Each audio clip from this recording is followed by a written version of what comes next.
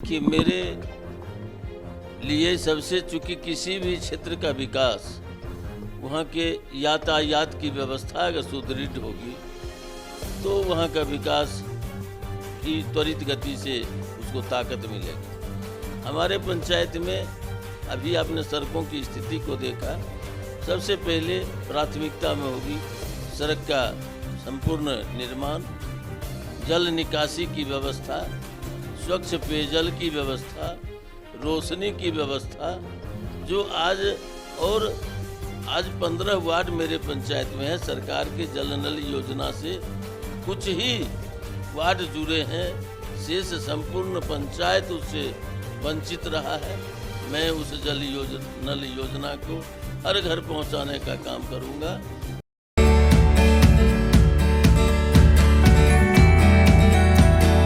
This video is sponsored by Khagendra Vaibhav hospital, जहां हो कान, नाक और गले का बेहतर इलाज। नमस्कार, मैं हूं मोनिका। आप देख रहे हैं केबीटीवी बिहार। पंचायत चुनाव 2021 के चुनावी कवरेज के दौरान अभी हम मौजूद हैं चिड़िया बरियारपुर प्रखंड के मंझौल में।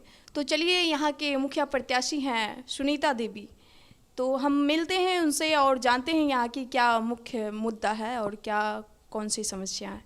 नमस्कार मैम, केबीटीवी में आपका स्वागत है।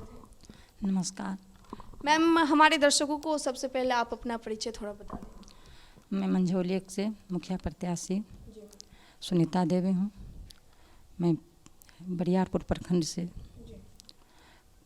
कुमार अनिल की पत्नी अपने पति के द्वारा मुखिया प्रत्याशी पद पर खड़ी हूँ और कुछ करना चाहती हूँ।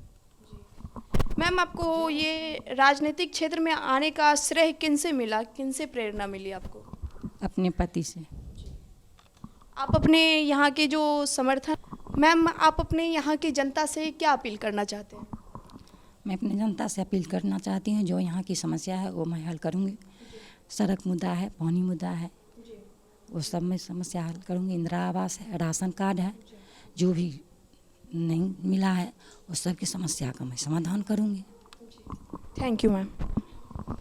तो चलिए, हम इनके पति हैं कुमार अनिल, जो कि भूतपूर्व मुखिया रह के जनता के बीच काफ़ी सेवा कर चुके हैं और काफ़ी चर्चित लोकप्रिय हैं। तो जानते हैं हम उनसे उनकी क्या राय है, कौन सी मुद्दा है यहाँ की और क्या क्या मुख्य समस्या है। नमस्कार सर, केबीटीवी में आपका बहुत बहुत स्वागत है। नमस्कार, आपके संपूर्ण टीम को धन्यवाद।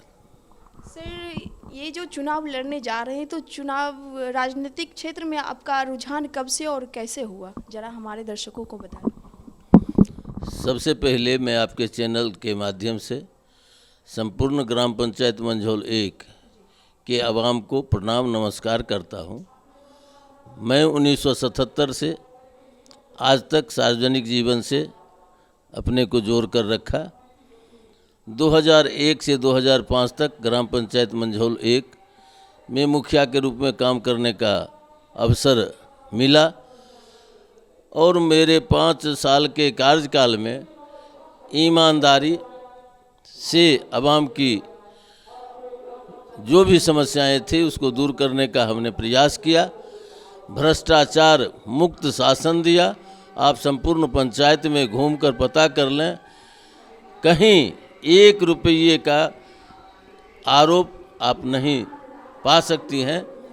सैकड़ों लोगों को इंदिरा आवास दिया, 16 शिक्षक की बहाली की, आशा बहू की बहाली की, आंगनबाड़ी सेविका सहायिका की बहाली की।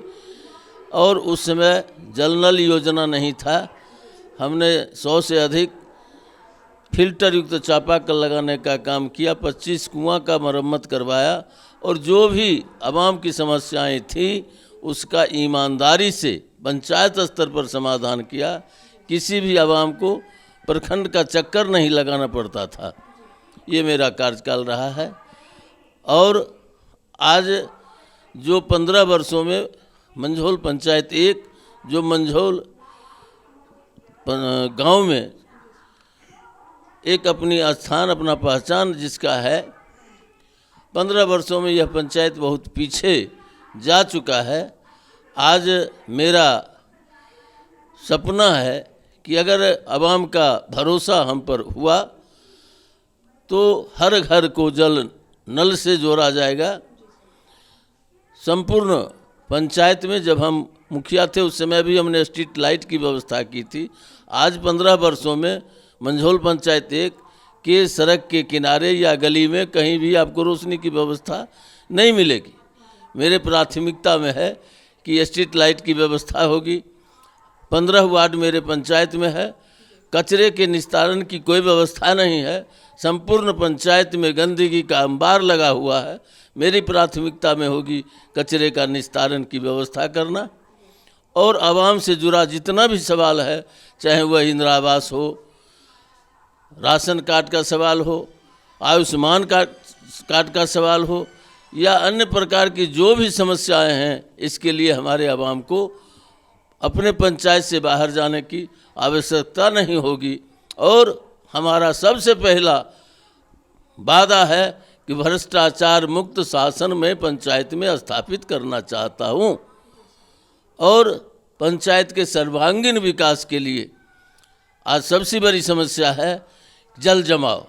आप किसी भी सड़क पर निकल जाएं, आपको बगैर चप्पल खोले आप नहीं गुजर सकते हैं। इस समस्या से मैं निजात लोगों को दिलाना चाहता हूं। और जो भी समस्याएं हैं, चाहे सड़क है, नाली का सवाल है, बिजली का सवाल है, स्वास्थ्य का सवाल है, शिक्षा का सवाल है। हमने अपने कार्यकाल में 3 प्राथमिक विद्यालयों की स्थापना की थी, जो आज 2 विद्यालय भवनहीन है, जिसके चलते दूसरे विद्यालय में उसको मर्ज कर दिया गया है।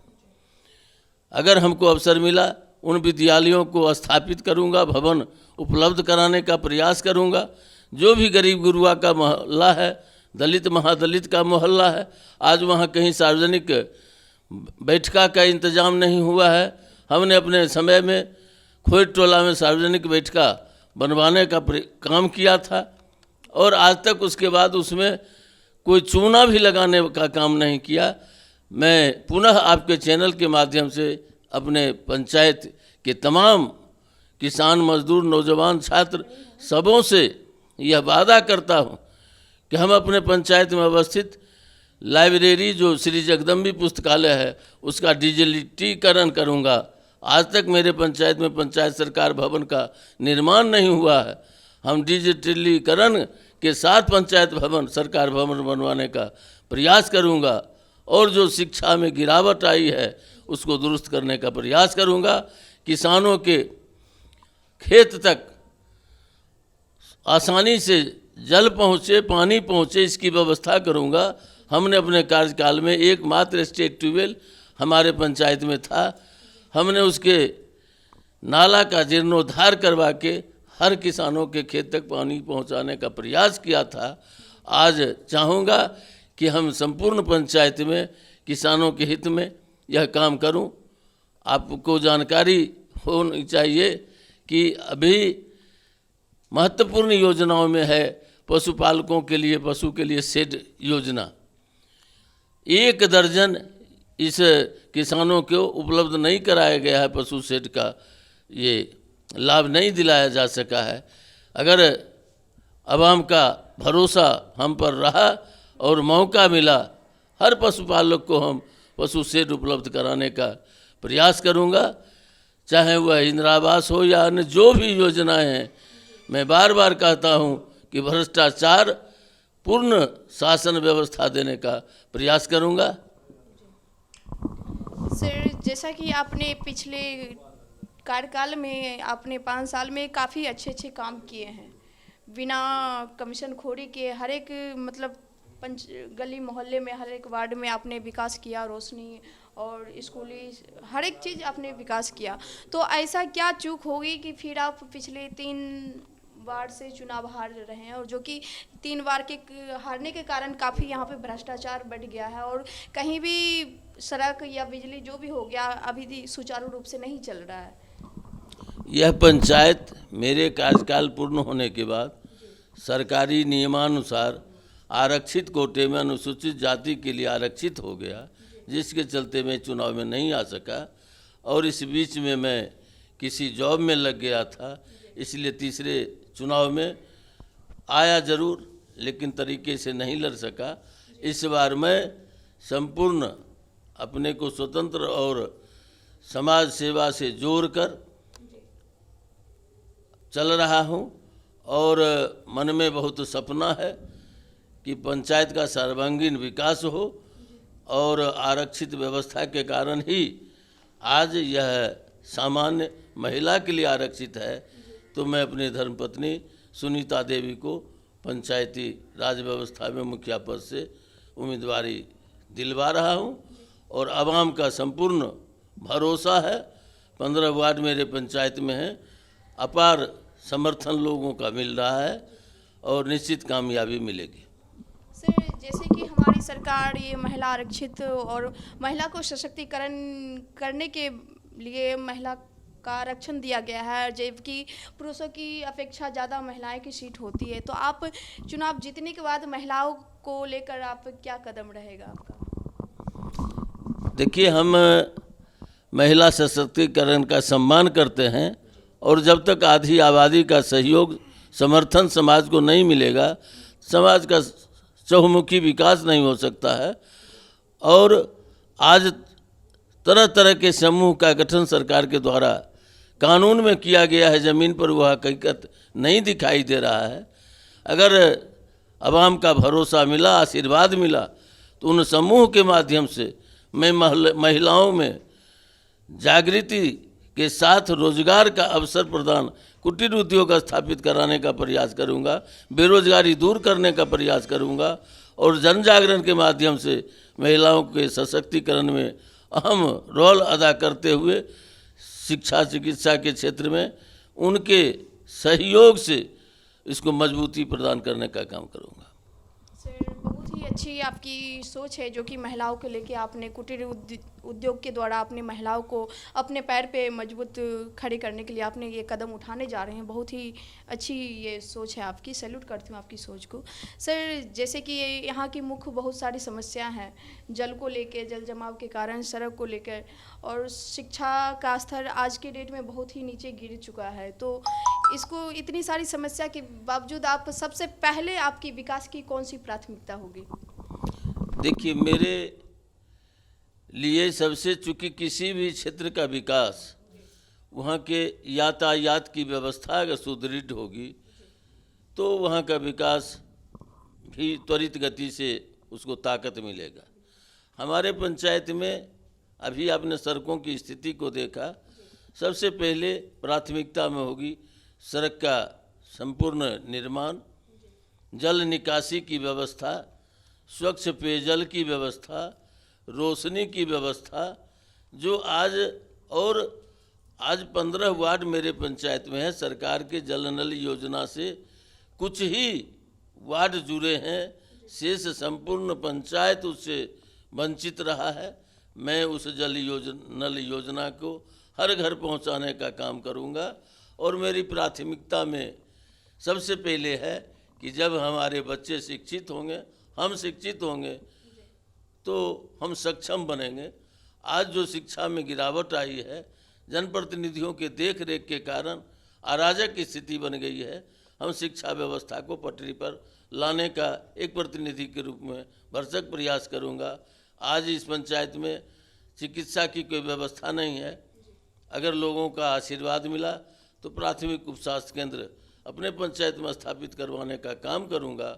और आज तक इस पंचायत को अपनी पंचायत सरकार भवन नहीं है। अगर लोगों का आशीर्वाद मिला तो मैं पुनः बता रहा हूं कि कंप्यूटराइज पंचायत सरकार भवन की स्थापना करवाने का प्रयास करूंगा। सर, जैसे कि हर एक वार्ड में और हर एक पंचायत में अभी ये भ्रष्टाचार कहिए या जो भी समझिए इसको, जैसे कि इंदिरा आवास, प्रधानमंत्री आवास योजना के तहत हर एक लाभार्थियों को मतलब जो राशि मिलती है उनमें से 30-30 हज़ार कमीशन लिया जाता है, चाहे वो शौचालय का योजना हो या प्रधानमंत्री आवास योजना हो। तो इस भ्रष्टाचार को, इस विचारधारा को आप कैसे सुदृढ़ बनाएंगे? देखिए, हमने पहले ही कहा कि मेरे कार्यकाल में आप संपूर्ण पंचायत के आवाम से जानकारी ले लीजिए, चाहे वह किसी भी तरह का लाभ का सरकारी योजना था, इंदिरा आवास हो या अन्य राशन कार्ड का मामला हो, पेंशन का मामला हो, कई तरह के प्रमाण पत्र होते हैं जो पंचायत से निर्गत होते हैं। कहीं किसी से 1 रुपये का घूस, 1 रुपये की दलाली नहीं ली गई। और मेरा पहला हमला, पहला संकल्प है कि मेरे पंचायत में यह लूट खसोट बंद होगा और चहुमुखी पंचायत का विकास होगा, सभी को न्याय मिलेगा, जाति विहीन समाज की स्थापना होगी। बहुत ही अच्छी आपकी पहल है ये जो कदम उठाए कि हर एक लाभार्थियों को मतलब पूरे राशि मिलेंगे तो घर बिल्कुल उनका ये होगा। सर आगे जो ये मनरेगा के तहत मजदूरों की जो शोषण होती है, उनकी पूरे 300 दिन काम तो मिलते नहीं है, उनको नहीं दिया जाता है। खास करके मशीनीकरण के तहत मजदूर और प्रभावित होते जा रहे हैं, तो इसको लेकर आपका क्या राय है, क्या कदम होगा?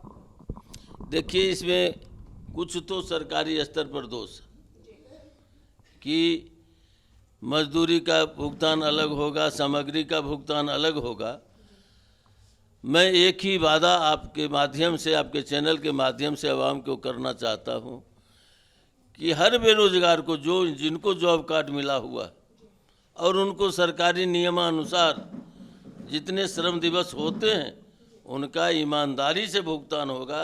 और अब तो सरकार का फैसला आ गया है कि मनरेगा के माध्यम से सरकारी ही नहीं निजी क्षेत्र में भी उनको लगाया जा सकता है। मैं लगाने का काम करूंगा और अधिक से अधिक मजदूरों को इसका लाभ दिलाने का प्रयास करूंगा, ये मेरा वादा है। सर पिछले कार्यकाल में आपने इतने अच्छे कार्य किए हैं और जो कि ये 3 वार्ड जो है काफ़ी प्रभावित है, तो इस बार आपको जन समर्थन कैसा मिल रहा है? आज संपूर्ण पंचायत में 5 साल बनाम 15 साल की लड़ाई हो रही है।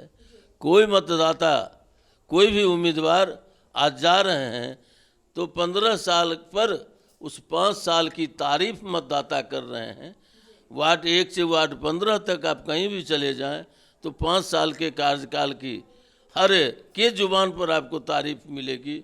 और मेरी वही पूंजी है, लोगों का हम पर अपने कर्म के बल पर और जो हमारा कार्यशैली रहा, आवाम का समर्थन, भरपूर समर्थन मिल रहा है, सभी वार्ड में समर्थन मिल रहा है। और मैं पुनः आपके चैनल के माध्यम से आवाम को भरोसा दिलाता हूँ, चूँकि वह प्रथम पंचायती राज इस का था, उस समय न इतना संसाधन था, न इतनी धनराशि सरकार के माध्यम से उपलब्ध कराई जा रही थी। उस समय मनरेगा को भी ज़मीन पर नहीं उतारा गया था। मेरे कार्यकाल के बाद इसको उतारा गया, जिसका लाभ आवाम को नहीं मिल सका। इस 5 वर्ष में एक भी मनरेगा से मेरे पंचायत में कार्य नहीं हुआ। किसी जॉबधारी मजदूर को सरकारी लाभ नहीं मिल सका, उनको इससे वंचित होना पड़ा।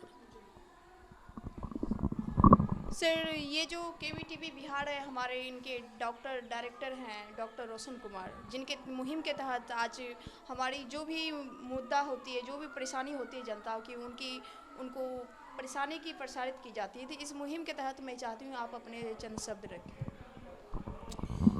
मैं आपके चैनल को इस कार्य के लिए कि आप गांव-गांव सुदूर देहातों तक पहुंचकर और आवाम की समस्या को आवाम के बीच रखने का प्रयास कर रहे हैं, इसके लिए मैं अपनी ओर से, अपने पंचायत के ओर से आपके संपूर्ण चैनल और इनके डायरेक्टर को नमन करता हूं, प्रणाम करता हूं। और आपका चैनल इसी तरह से आवाम की समस्याओं को दुनिया के सामने उठाती रहे, यह कामना करता हूं। बहुत बहुत धन्यवाद सर आपको।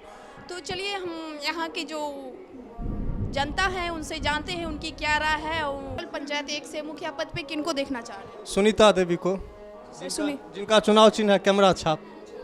सर प्रत्याशी तो इस बार बहुत सारे हैं, तो फिर आप उन्हीं को जिताना क्यों चाह रहे हैं? पहले बता चुके हैं, 5 साल 15 साल हमारे मंझौल पंचायत 1 में पिछले 5 साल में 1.5 करोड़ राशि घूर चुका है, काम नहीं हो पाया, इसलिए जी। आपकी क्या क्या मुख्य समस्या है जो कि सुनीता देवी को जिताने के बाद इनसे करवाना चाहिए? सबसे पहले हर पोल पर लाइट का व्यवस्था होना चाहिए, उसके बाद हर एक 100 मीटर पर चापाकल का व्यवस्था होना चाहिए, जितना रोड हम लोग के यहाँ है सभी पे पूरा ठेवना भर पानी लगा हुआ है, उसका व्यवस्था होना चाहिए। शिक्षा का व्यवस्था होना चाहिए, चिकित्सा का व्यवस्था होना चाहिए, यही सब हम लोग का मांग है।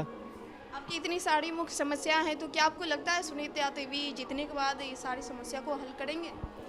मंझौल पंचायत 1 में 9 कैंडिडेट हैं, उसमें सिर्फ एकलौता कैंडिडेट हैं जो कि इनसे आशा किया जा सकता है, और उसके अलावा कोई नहीं है जो ये पूरा कर सकते हैं। कुमार साहब है, उसको पत्नी है सुनीता देवी, उसको चाहते हैं। उनको चाहते हैं, उन्हीं को क्यों चाहते हैं? अच्छे सहयोग में आते हैं, सुख दुख में साथ देते हैं। मंझौल पंचायत 1 से मुखिया पद पे किनको देखना चाह रहे हैं इस बार? कुमार जी को, सुनीता देवी मुखिया पद से। उन्हीं को क्यों देखना चाह रहे हैं? मुखिया प्रत्याशी तो और भी सारे हैं, मुखिया पद पे किनको जिता रहे इस बार? सुनीता देवी को, कुमार साहब को, चूँकि 15 साल से अभी तक कोई योजना कोई चीज़ नहीं दिया है। हमारे 3 मुखिया बन चुका है, अब भोजपुर मुखिया बना तो सब कुछ मिला हम लोग का। अभी तक द्वार पर जाते हैं तो धक्का दे के भगाते हैं, कोई कागज़ पर भी दस्तखत नहीं कर सकते हैं। तो हम लोग जैसे पूर्व मुखिया को सुनीता देवी को जिताएंगे तो हमारे सारा 15 वार्ड के ही काम कर सकते हैं, एक पंचायत मंझौल का। ये पहले भी जीत के काम कर चुके हैं? जी हाँ, काम करे हैं, बहुत अच्छा काम किए हैं। जितना गरीब गुरबासा किसी से, चाहे नौकरी हो, चाहे पेंशन हो, चाहे लाल कार्ड हो या इंदिरा आवास, किसी से 1 रुपया नहीं लिए हैं कुमार अनिल, 1 रुपया नहीं लिए हैं, बिना पैसा काम के। अभी जो वर्तमान बने हैं बिना घूस लेने तनी वो कागज़ पर भी दस्तखत नहीं कर सकते हैं। हाँ, घर भी देता है तो 20,000 रुपये लोन है कि ले सकता है वो, बिना 20,000 रुपया लेने घर नहीं देता, लेकिन जनता नहीं बोलता डर से कि घर काट देगा हम लोग का। हाँ, तो आपको घर मिला है यहाँ? हमारा घर पहले पूर्व मुखिया दिए थे, तखन कम में पैसा था, 20,000 तखने दिए थे सर, कार्ड भी दिए थे, उसी अभी लोग हम जी रहे हैं गरीब आदमी। हाँ, घर कार्ड दोनों मिले थे, लेकिन 5 साल के बाद तो हारिए कि दूसरे बनते गए। पासवान जी 3 गो बने, लेकिन कुछ नहीं दिया। द्वार पर जाने के बाद भी घर से नहीं निकलता। हमारा बेटा भी फंस गए, दूसरे काम में कोई फंसा दिया, लेकिन दस्तखत करने के लिए नहीं तैयार हुआ। बोला 4 घंटा माँ हमको पूजा करेगा। हम बोला हम 10 घंटा बैठेंगे आपको दरवाजे पर, हमको 11 बजे रात में ट्रेन है जाएगा। उसके बाद बोला बुल के दस्तखत कराओ, हम बुल के करा करके फिर उसके दरवाजे पर बैठ गया। तब कभी लिया मुखिया, कभी उसको माँ, कभी बाप, तब जाके दस्तखत करके दिया। तब हम 11 बजे रात में ट्रेन पकड़े और तब हम गए अररिया जिला। हाँ, इसके बीच आप अपने मंझौल पंचायत 1 से मुखिया पद पे किनको इस बार जिता रहे? श्री कुमार अनिल सिंह की धर्मपत्नी सुनीता देवी हैं, जो इस बार मुखिया पद से उम्मीदवारी किए हैं, तो इन्हें हम चाह रहे हैं इस बार। और हम ही नहीं, पूरे पंचायत के लोग जितने भी हैं, ग्रामवासी, सभी इनको खड़ा करने में बहुत ही बड़ा सहयोग इनका रहा है। और इसलिए इस बार हम सब तय किए हैं कि सुनीता देवी ही इस बार जीते।